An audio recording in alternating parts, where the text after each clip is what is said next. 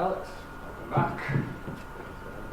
Absolutely no worries. Might need to speak up just a little bit for those catch.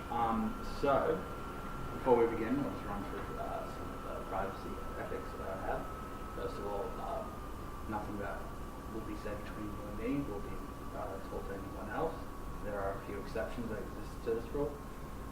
First would be if you admitted to me that you plan to hurt yourself or someone else. Third one would be if I was subpoenaed by a court. And the last one would be if I had to relate some information to my supervisor. Does that sound alright for you, mate? Sounds good. Alright, so we discussed that you were planning on changing some of your eating habits. Yep. Tell me a bit about that. Sure. I guess I find it hard to do regular stuff. Like I'll have one good day where I'm quite disciplined, and then I'll have a day where I'm just gorging, and I kind of that lack of willpower. Okay, can you tell me a bit more about the days where the gorging will happen? Yeah, I guess it's if something's available, or I guess sometimes maybe I could be an emotional eater, like if I'm having a bad day or something and I kind of don't have the same desire to change on that day, maybe I just feel So when you talk about the desire to change, so it's something that changes from day to day, would you say? Yeah, I'd say the ideal of being healthy is always there, but the strength of maintaining that is where I fall short. Okay. Would you say that there are some factors that make that particularly difficult? Like we talked about how emotion might sometimes make it tricky, or what's available? Mm-hmm. Yeah, for sure. I'd say that's a pretty applicable. Yeah, I guess if there's a day that I'm not engaged with external things, whether it's work or I'm not doing something physical, or I'm just kind of sitting around and again things are available and I'm just kind of maybe feeling lower, I'll be more susceptible to the bad habits. Okay, so when you say feeling lower, so would you clarify that as a blood sugar thing, or if you've gone too long without eating and you just decide for whatever's easiest at the moment? Yeah, it's more like if there's something there and I get a taste of it, then I find that where I can't moderate. So it's on that day, and because I've had a taste of it, I'm oh fuck it, I'll just go all out. Alright, so I think I'm getting understood by this. So it's a situation where if sometimes your emotional situation is just goes towards whatever's easiest or whatever's available. Yeah, because I enjoy it. I guess that short-term gratification is outweighs that kind of that desire, or that kind of will of or yet desire of change, which is there, and I guess I feel quite guilty or self-deprecating. So that's the word. Yeah, that's the word. I'll judge myself quite harshly for falling short, but that kind of just reinforces the fact that it makes you want to do it more. Yeah. I'm kind of at that weaker stage, I guess. Okay, so when you talk about self-deprecation afterwards, do you feel quite guilty about doing that? Yeah, because I think I would hold myself to a higher standard of going, I know I'm capable of it, but I'm not strong enough in that moment to not do it. Okay. So you have days where maybe you feel emotional, and you say it's accurate that you would need to compensate for that sort of mood change? I think so, and also maybe I have I feel the need to do something, so maybe I have a few bad habits, and if I'm not doing one, I'll do the other as a way of compensation. So, yeah. Okay, so is there moments where you've had this feeling of compensating for food and managed to avoid it? Yeah, there have been moments, I guess. Maybe an example. My younger brother is perhaps worse than me, and as a ways of kind of trying to, doing it together. So like if he won't do it, then I can't that way, and then kind of it helps situation. But if he's doing it, I'll do it. And if one of us is like, oh fuck it, I'm just gonna eat this or whatever. So it's a little bit of a double-edged sword, would you say? Yeah, for sure. Yeah. So do you think that potentially coming to an agreement of holding each other accountable might be a good strategy? Yeah, I think so. But at the same time, I think it'd be a great strategy. But I feel like I'd be more willing to try it than him. Okay. And I don't think I should. It's like I think I try to hold myself accountable and fail, and I try to hold him accountable. But I think he just. I guess we'll talk about him now. But like I think he needs to hold himself accountable because, which I think he's been doing quite well. But at the same time, it's like I think we can be each other's allies, but more than that, like we end up not helping each other in that situation. Okay, so clearly it would be better for you to be independently accountable for yourself. I would agree with that. Yeah. Be better at moderating your own circumstances, not being relying on someone else to help you moderate these behaviours. Sure. Okay, so when just going back a little bit to how you talked about how there have been times where you've managed to stop yourself from compensating with food. Mm-hmm. Is there any times where that hasn't involved your brother? Yeah, I think so. Maybe even more so. If I've done something which I'm happy about, like physical activity or some kind of routine that I've upheld, I feel like at that point sometimes I know I'm doing myself a huge disservice because I know what work I've put in to try to do that activity. So then I'm like, well, now I'll eat something better, or I'll try to. I've been trying to do this thing where I substitute. Okay. So as opposed to eating, a pack of Pringles, I'll eat popcorn or like something with like an air popped or something of a more healthier thing. Or as opposed to eating chocolate, I'll have these a more natural form of sugar like dates or something, or like nuts. I'm trying to do that, but at the same time, I think I might prefer the worst of it. So. Okay. And you've talked about how you've been trying to do that. How would you say that's been working for you? Good.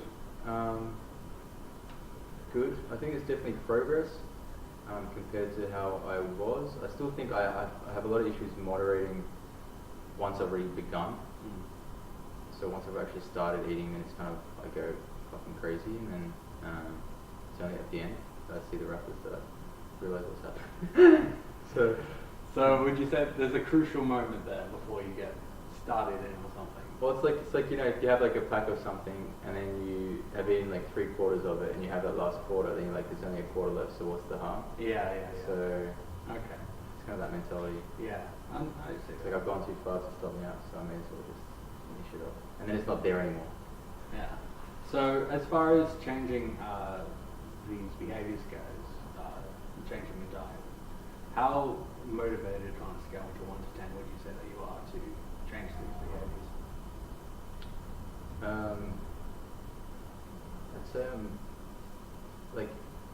I'd say when it comes to changing the diet would be a 7 or a 6 or 7. But when it comes to like changing bad behaviours, which I think I put them all in a box, that would be about an 8. Okay, so you're 70 to 80% motivated already to do it. I would say 70 would be 7. close, yeah. Still a high number. Yeah. So, when we attempt to change your behaviour, one of the ways that we reinforce that is with positive reinforcement, such as rewarding yourself. So are you doing anything to reward yourself?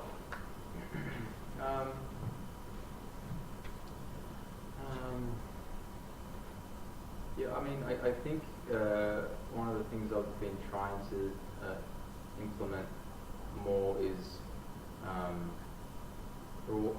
maybe less reward, but more like trying not to be too judgmental and be more positive. So on the days that I do fail, I'm kind of more kind of nurturing in that environment where like it's okay, you've fucked up one time, you don't have to do it again.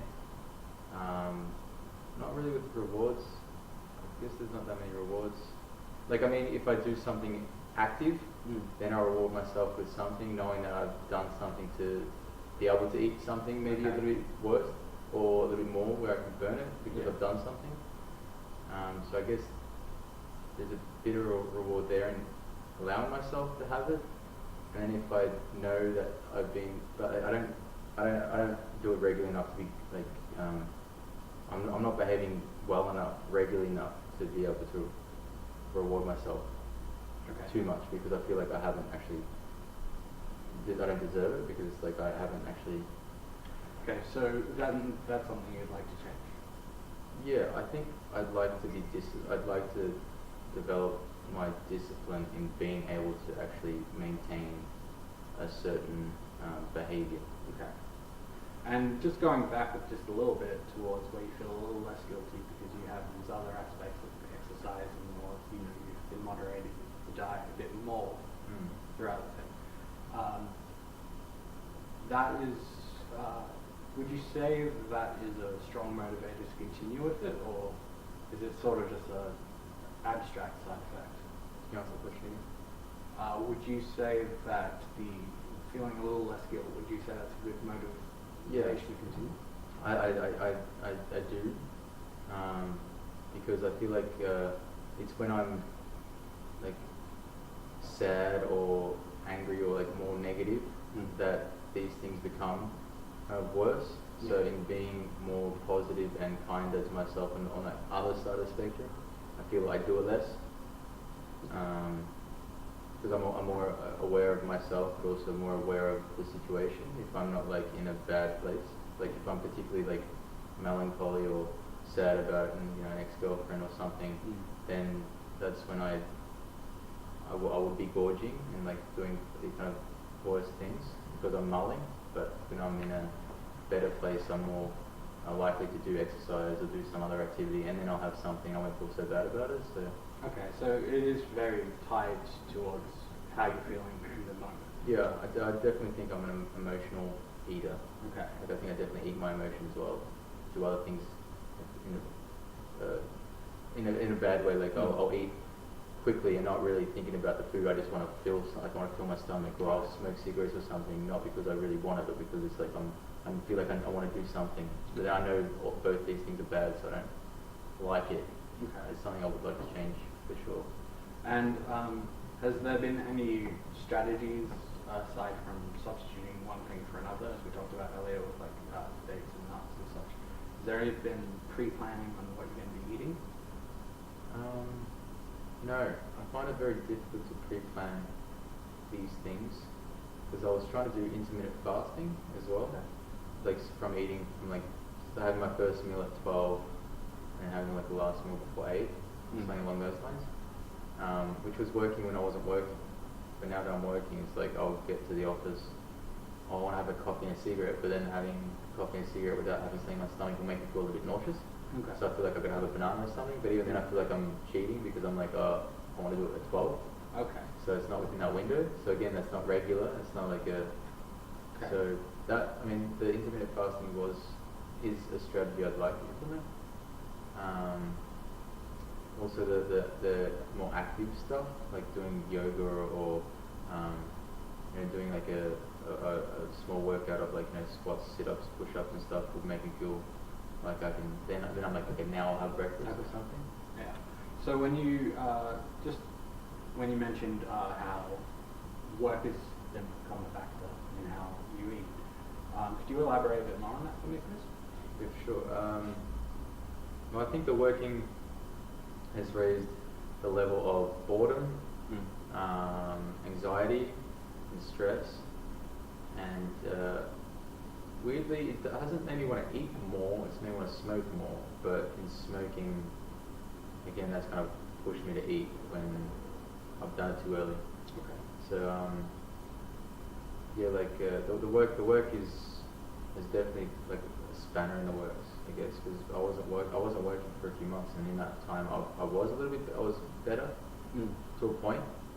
Again, I was maybe at home and days I'd eat too big a meal or something, but the work definitely is kind of a variable that challenges me. Okay.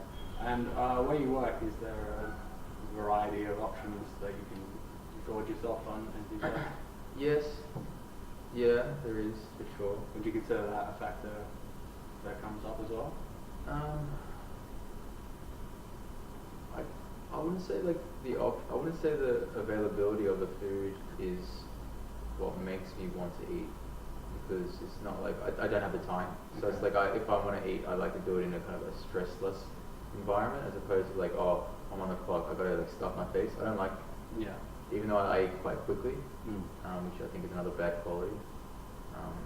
It's more like I think a good thing I've been, but then again, it's like there's good and there's bad. Like I'll sit at my desk and I'll eat a banana, and I'll eat some nuts, and I'll have less sugar and stuff, and I'll try not to have that stuff, or have coffee and what have you. But at the same time, I'm not active like I was with my previous role, so I'll just be sitting down all day. Okay. So for me, I feel bad about that, because I'm like, I'm taking stuff in, but then I'm not doing anything with it. It's just kind of sitting there. Okay, so when you get out of work, would you say that's something as a Makes me factor? hungry. Yeah, it definitely. Like right now, I could eat something. Right. Like right now, it's like after I finish my shift, I want to have a big meal. Okay. And again, that's a problem, because I don't want to eat too late. Right. And I do sometimes do that, where I eat too big of a meal and then I go to bed and that's it. Okay. And do you still have that guilt aspect of it? Yeah, I will. I'd say so. There's definitely a guilty aspect. Because like at that point in time, I got way less willpower. It's like it's not. I'm like I feel like I've got to eat something, and then if there's something bad available, I'll be like, yeah, fuck it, I'll eat a piece or I'll eat this. Okay. So not eating throughout your work shift, that means you come out of work very hungry, and then you have the urge to go for whatever's easiest. And it's quite difficult, because if I have a bigger meal, like yesterday, for example, I had a kebab. Again, it's not regular, but I had like a kebab. A week before that, I had a burrito, like in the middle of the day. It slows me down like considerably. Okay. So it's like, then it makes my work so much harder, because I'm like, now I just have a nap. It's like my shift is from 10 to 6, so I finish at 6, and I live in Alton, so by the time I get home, it's coming on like 8 o'clock, and I just want to eat something. I'll do things like sometimes once a week or something, I'll walk home and then eat something, and that's like a half an hour cardio, so I feel a little bit good about it, but at the same time, I'll still eat something to, my portion control at that point is like, I throw it away, I'll have something big. And you have a 2-hour transport time? No, it'll be like an hour and a half, so it'll be like, by the time I get on a train from the office, it takes me 50 minutes to get home, and then from there, if I'm walking, it's going to take another half an hour. Right, okay. So it's a bit of a... So, as far as, you said you had the burrito and that you got lethargic after eating it, is that also a relevant factor, would you say? Well, I'd say it's like, that's where like I definitely feel guilty, because I'm like, like yesterday I went out for a kebab, and in my head I was like, I'm having dinner tonight with a friend, so I'm going to have just like some rice paper rolls. Okay. Because I'm also cheap. Like I went there and I was like, oh, the kebab's $8.50, the rice paper roll costs $5 a pop. Right. I'll just get a bigger meal, and then, but then I was like, I could have just been more conscious of, I think that eating's important, which is more the health is more important than the price factor. So also the cost can be a relevant thing? It can be. Right. It can be sometimes. And other times I'm just like, I don't give a fuck, I'm going to eat anything I want and just take it. Yeah, fair enough.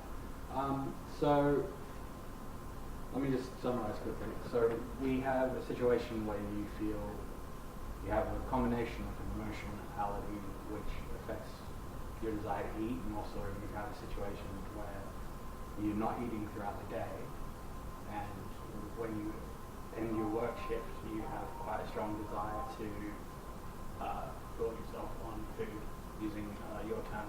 Would you say that's an accurate summation? Yeah, I would say that's pretty accurate. definitely an emotional eater. If I'm working, which is 4 days a week, I definitely feel like I'm not having like set meals. Okay. And then I would say, yeah, that's pretty accurate. Yeah. So one of the things that we do is we have a SMART goal setting worksheet, and we find that having measurable means to determine what you're going to be doing and how to affect the behavior change can be very helpful to move you through. Sorry. That's my bad. To get you through the behavior change. So what we find is that SMART goal stands for specific, measurable, achievable, relevant, and timely. So we'll work through this together. Sure. So specific, what do you want to accomplish? I think we've already answered that in the fact that you want to be eating healthier, but is there Just healthy in general. I feel like I don't want to be so susceptible to my bad habits. Okay. I feel like I'd like to have control over my smoking and eating, Okay. which I think would encourage me to do more healthy stuff like yogas and So increasing discipline. yeah, So yeah, that's on point. Alright. So increase health, increase discipline, and control over bad habits.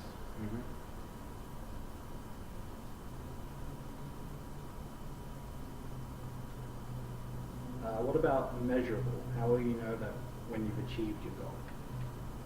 I guess in over time, like if I can if I know that I've done it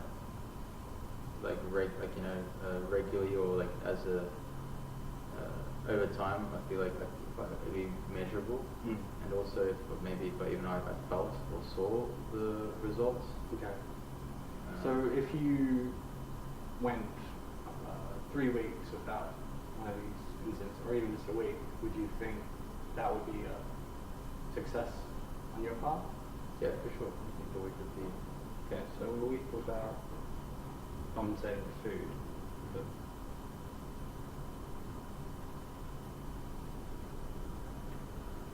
So achievable, how can this goal be accomplished? What steps do you think we could make to make it easier for you to avoid compensating with food? Lack of access, like accessibility. Okay. But that's on me, but also like on the environment around me. So it's like if I'm at home, it's all there, Yeah. and I'm not buying the food either. It's all there, and that makes it more difficult. Okay, so this is actually something that we haven't really discussed. You don't have complete control over what's available to you at any given time. Yeah, I think that's a huge factor. All right. Because like if I'm like in India, for example, where I was quite naturally I was good at this because I had to go out and find it. I was living a different lifestyle where different things were a priority, and quite naturally happened that way. But being here, there's so much accessibility Right. in my day-to-day living, plus different stresses that promote bad habits. Like smoking is another bad one for me. Okay. So when you were in India and you had the complete control over what you were doing, has there been a bit of a adjustment period to having been back? Yeah, huge. And I'd say that's part of the emotional eating. Okay. I definitely felt better about myself in India. Here, priorities are different. Okay. Well, that's going to be quite useful for us to measure how you think you're going. When we discussed the sort of the urge to do it, was that still present in India? Less. Yeah, less. I'd say. Like in India, I wouldn't eat meat, and I didn't even feel like eating meat very much. There's a couple of times, but not very regularly in the 6 months that I was there. Here, that meat consumption is big, especially considering my family. Okay. My cultural upbringing. It's very much a staple. Okay. And that also I feel like plays a role. Because someone like told me about like digestion and how much longer it takes to digest meat and stuff like this. Right. That's always at the back of my head going like, it takes longer. And I don't think it's so good for my system, but I love it. It's like here the quality is like, you can have whatever you want. So it's like, yeah, of course I want fried chicken. So that sounds great, but I know that's going to have repercussions. Okay, so when you were in India, it was a bit different. Your diet was different. 100%. Yeah. And now that you're back, it's changed a lot. 100%. And I think my emotional state, my physical state, my just day-to-day living is mental state. It's all different here, for sure. Okay. I feel I'm not as strong here. I'm not my I'm not as strong here. Would you? Well, how do you categorize strong? I think I guess like the will to change. Like when I'm, I guess, traveling or I have an intention, and that's my focus, and it's a very good focus. I feel like I'm driven by let's say self-development when I'm in India, and I'm spending a lot of time and energy in learning certain things quite naturally and organically. I fall into certain behavior patterns that I like, and then here the priorities and intentions and focuses are different, which I don't like as much, let's say, which promotes the worst kind of qualities or the worst of the behaviors. Okay. So while you were in India, you were quite motivated on self-improvement or self-discovery, as you said, was it? Yeah, let's say self-improvement, Yeah, okay. development. And now that you're back, would you say that work has become larger of a factor? Yeah, money, work,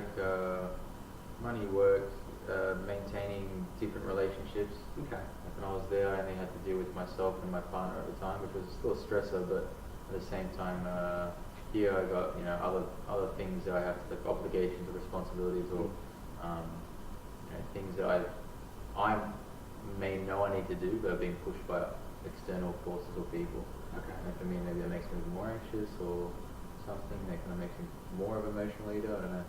Okay. But I've always been a quick eater. Like for me, it's like I always do big portions and I always have but it was just better food, I guess. Okay. So that's also relevant. So I'll just take it back to the smart sheet because that's actually a very good factor to talk about. So when we're discussing how this goal can be accomplished, do you think bringing back a bit of that motivation towards self-improvement that you had in India could be? Sure, I definitely think that would be a great place to start. Okay. So.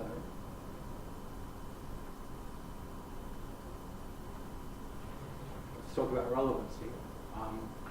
How is this relevant towards you, and why should you be doing this? Like, what's your stronger motivations towards achieving this goal? I think the strongest motivator is that self-improvement. I think I'm my worst critic. Okay. It's like I hold myself up to a certain standard where it's like I want to be better for the right reasons. I want to work on myself. I want to develop. I want to grow. I don't want to stagnate. I don't want to go back. I want to keep moving forward in a positive direction. My bad habits are always there, and I feel like that's like a weight that I don't need. Okay, so you have quite a strong personal motivation towards doing this. Yeah, I would say so. And yeah, I'd say so. when you feel like you're not matching up to that, is that where you would say the guilt factor comes in? Yeah, and then I guess I regress at that point because then I'm judging myself, and then I'll be like, well, fuck it, I'll eat this and blah blah blah. Okay, so at a certain point it could be that the self-blaming aspect after consuming food is sort of like permission to do it more. Yeah, for sure. I think it's accurate. And then especially once it's done, and then I'm like, well, no, I can't go back, and I can't. It's like I've done it. So it's like, I'm like, yeah, I can not do it again. I can move forward, but at the same time, like, I didn't really have to do that. So it's like a time that I didn't really have that same result. Yeah. And so, what do you think is something that we could do to intervene at that point and say, well, I've backtracked a little bit, but maybe that's not such a big deal. Once it's done, I feel like trying to be kinder to myself is a good start, and not be too hard on myself. And then I think the more difficult thing is to not do it at the time. Like it's like once it's done, I can definitely be kind to myself. I can tell myself I won't do it next time and blah blah blah. But it's like at that point in time, I have that resolve. But once I'm in that situation where it's like I've done it or I'm about to do it, for me that's like I think the point of kind of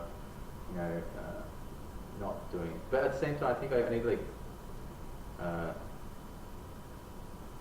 somehow like the reward system. It's like I like that reward system of like I'll have it and I feel good at that short-term gratification. Right. But it's like if I can somehow feel good about not doing it at the time, because there was only one time I remember there was like Pringles like in the cupboard, and it was because my little brother was there, and then I was like I had it in my hand. And that's usually when it's like it's finished. It's like it's there, it's my hand, I'm gonna eat it. Then it's like I actually put it back. I felt good about it, and I was like, okay, I really don't eat it. And then, or even like maybe planning, like that meal, and like being like, okay, I won't have this thing now, and I'll just have this thing later, but I'll have a good thing, and maybe plan something good.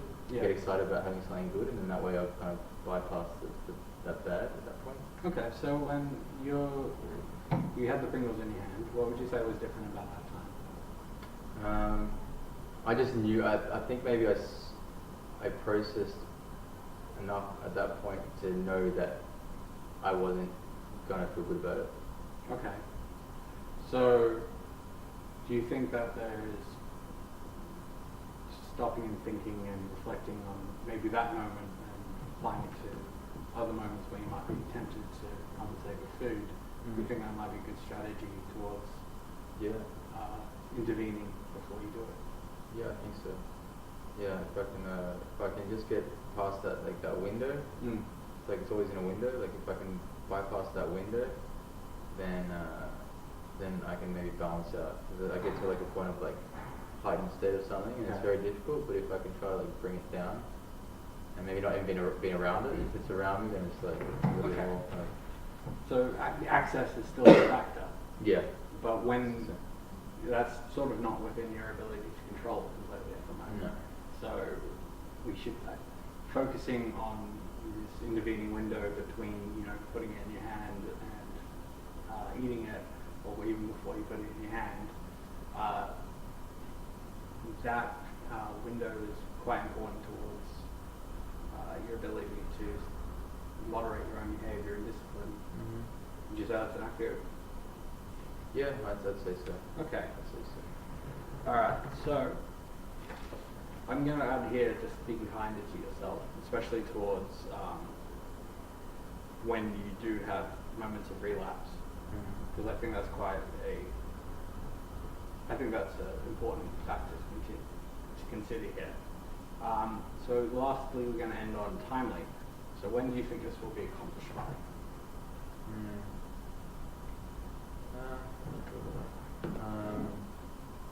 I'd say before December, before the end of the year. Okay. If I can see a good amount of improvement, I think I'd be pretty happy. I don't think about. I realized this today. I don't think about like the good. That I focus more on the negative than the positive. Okay. And I know I have to consciously focus more on the positive. And I know I am better than I was, and I should congratulate myself more on the progress, because I know there's been things that I have done that I said I wanted to do for a long time, and I did them, but then once it was done, I didn't think about it anymore. It was just something that I was doing, so I'd be negative about something else as opposed to actually knowing that I'm capable. It's like if I've done something, I know I'm capable of doing it, I've done it. Okay. But it's like once it's been done, I kind of forget about it, and I'm just like, no, it's just a thing I do. Okay, so why do you think it's harder for you to see the positive over the negative? I don't know. I think I'm like, maybe it's just the way my brain works. Like I'm more like I don't know. I think it's just the way my brain works. Okay. So, well, that's something you can work on. So, before December, you would like to see some achievable results before the end of the year? Sure. Okay. So, we talked a little bit more about this, but I'll ask you again. You want to accomplish this goal, why? Because ultimately, I would like to keep moving forward and be the best version of myself. Okay, so that's a very good, strong motivation. Yeah. Okay, becoming the best version of yourself. Now, what do you think the first step is going to be?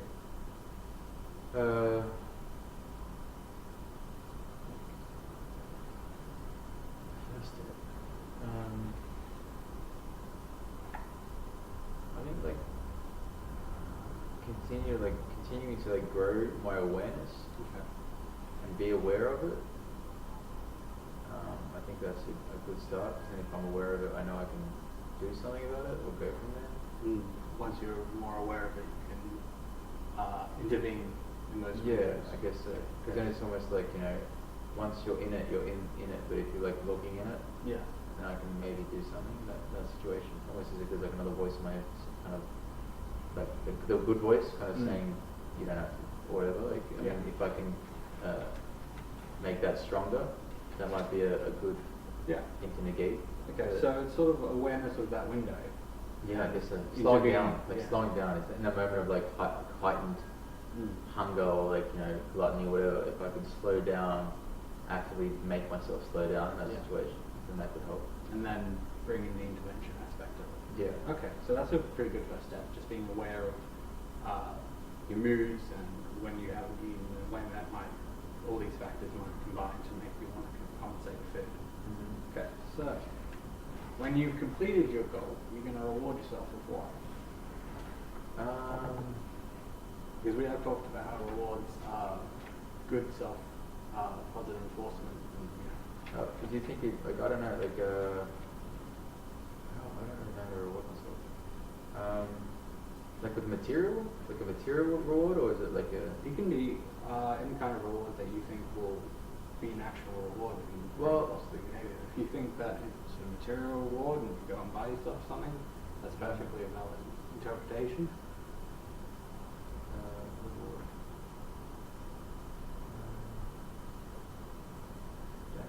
We can come back to it if you'd like.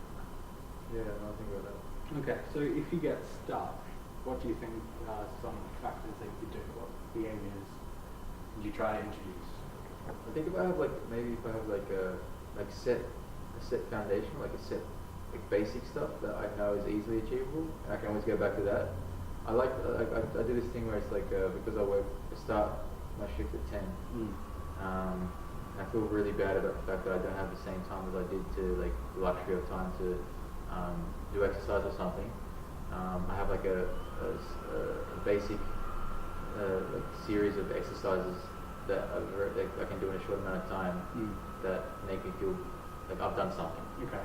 So as long as maybe if I can go back to basics in some way in regards to this,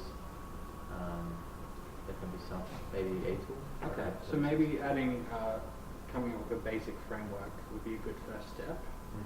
Yeah, sure. And that way you can go back to it if you have a relapse.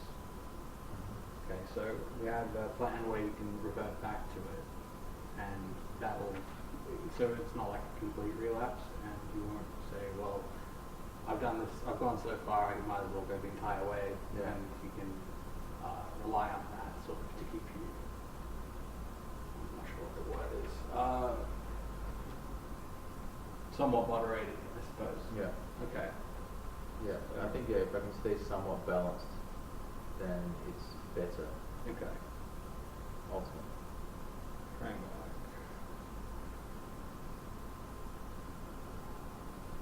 And when we're discussing, getting stuck,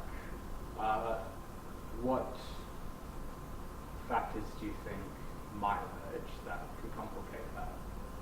Like going back to the framework. Ask again.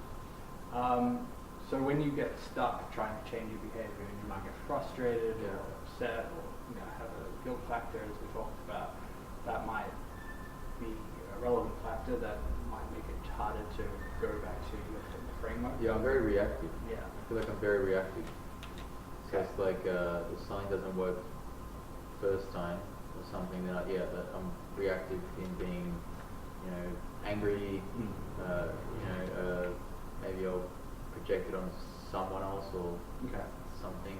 there might be another thing that carries over into another aspect of something else in my life. Okay, so when that happens, is there anything that you think you can do about it, or? Yeah, I mean, like, it's very easy to say, very difficult to do, like, if I can find a way to, like, again, slow down, maybe breathe. Breathing is a good thing. I'm kind of interested in at the moment, like, the ability to breathe and kind of negate, like, you know, if I can breathe, I can calm myself down, and maybe that other part of my brain that's, like, in hyperdrive will slow down, or maybe just taking a minute and counting to 10 with my breaths and stuff. That could be a good distraction, like a good distraction, perhaps. Yeah. Okay. So if you get stuck, you can intervene with distraction. Yeah, maybe in that, like, maybe like if I can, if I'm like, if I'm like about to do something that I know is not good, to distract myself with maybe like, I mean, it's a weird thing is, like, you know, I'll either breathe, or I'll do some, like, I'll just do 10 push-ups or something, and I'll be like, okay, I just did something very physical, I feel a little bit amped up, and it's like, okay, maybe I don't need that bad thing, I'll eat a banana. Okay, so putting a bit of distance between you and the so is that the sort of window that you would think that it's either calm down or compensate with food? Would that be your initial reaction? I guess so, yeah. I think I'm not a very balanced person, even though I really want to be, so I'm like kind of one way or the other. Okay. Which is, I don't know, that's good or bad, but I mean, I'd like to be balanced. Okay. So I'm just going to quickly summarize what we've come up with here. So we want to increase your health and discipline to control your bad behaviors. And how we're going to do that is we're going to see whether you can do it over a week or before the end of the year, or December. We're going to work on the areas of self-discipline and changing the kind of access that you have to food. Your motivations towards doing this is self-improvement and just kind of becoming the best version of yourself that you can be. And we'd like to do this before the end of the year. Okay, so now that we've discussed this, how would you say that your motivation towards changing your behaviors is from the 7 that we talked about earlier? So closer to an 8. Closer to an 8? Like, I mean, right now, yes. Okay, so it's helpful. Give it a couple hours. Alright. And it's like I'm hungry. But, like, yeah, I definitely think it's good to reflect on things. Yeah. And that can re-inspire, re-empower, to re-motivate me into doing what I know is the better option. Okay. So I think reminding myself is good. So this is definitely made me encourage me more to do those things. That's excellent to hear. Yeah. Awesome. Let me just check the time here. Overtime. Well, I'll say it's been a great session, and we'll end it up there. Thank you so much. It's great. I'll see you next time. Look forward to it.